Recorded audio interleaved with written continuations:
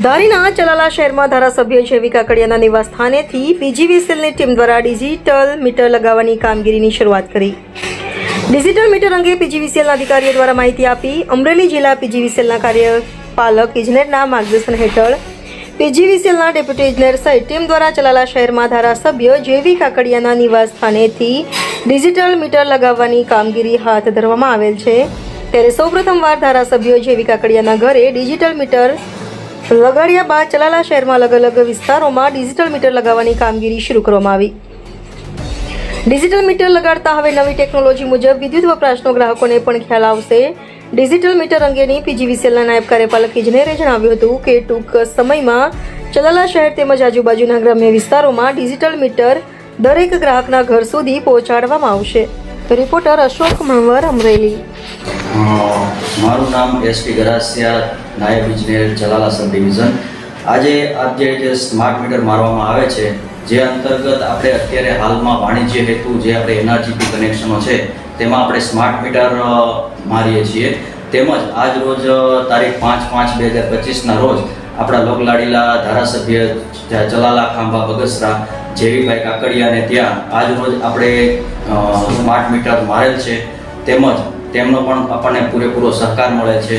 તેમજ જે આપણે આ મીટર છે એ બીજા મીટરની જેમ જ કામ કરે છે. વધુ બિલ આવતું હોવાની જે વાત છે એ તદ્દન ખોટી છે. સ્માર્ટ મીટરમાં કોઈ પણ વધારાનો કોઈ દર છે નહીં. ઓટોમેટિક મીટર રીડિંગ થતું હોય, જેના લીધે માનવીય જે ભૂલો થાય છે મીટર રીડિંગ બાબતની તે આમાં રહેતી નથી. તેમજ હાલના જે આ પોસ્ટપેડ તરીકે જ મીટર જે છે એ કામ કરશે. સ્માર્ટ મીટર જે છે એ પોસ્ટપેડ તરીકે જ કામ કરશે. પરંતુ જો પ્રીપેડ મીટર તરીકે જો ગ્રાહક તેનો ઉપયોગ કરશે તો 11 થી 3ના સમયગાળા દરમિયાન જેનો જે વીજ વપરાશ છે એ 60 પૈસા પ્રતિ યુનિટ તેમને રિબેટ મળશે. તેમજ તેનો જે ટેરિફ છે એ આશરે 2% જેટલો ઓછો રહેશે. મારું નામ પીજી પરીખ છે. હું અધિક્ષક ઇજનેર તરીકે અમરેલી વર્તુળ કચેરીમાં ફરજ બજાવું છું.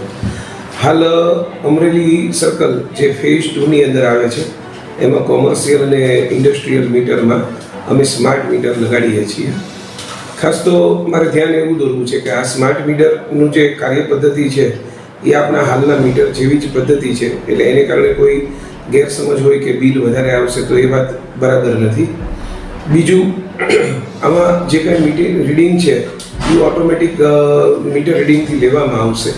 એટલે બિલ બનતું હોય ત્યારે માનવીય ક્ષતિ જે કાંઈ છે એ દૂર થશે અને સાચું બિલ મળી રહેશે.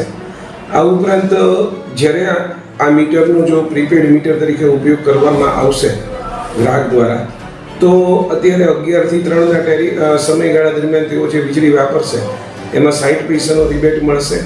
અને એનું ટેરિફ પણ હાલ જીઆરસીએ જે નવી ટેરિફ બહાર પાડી છે એ પ્રમાણે 2% જેટલો ઓછો છે. હાલ પૂરતું અમે આ મીટર જે છે એનું પોસ્ટપેડ તરીકે જ બિલિંગ કરવાના છીએ. એટલે લોકો કોઈ ખોટી ગેરસમજમાં ન આવે અને અમને વધુને વધુ સહકાર આપે કે જેથી કરીને અમે મીટર લગાડી શકીએ.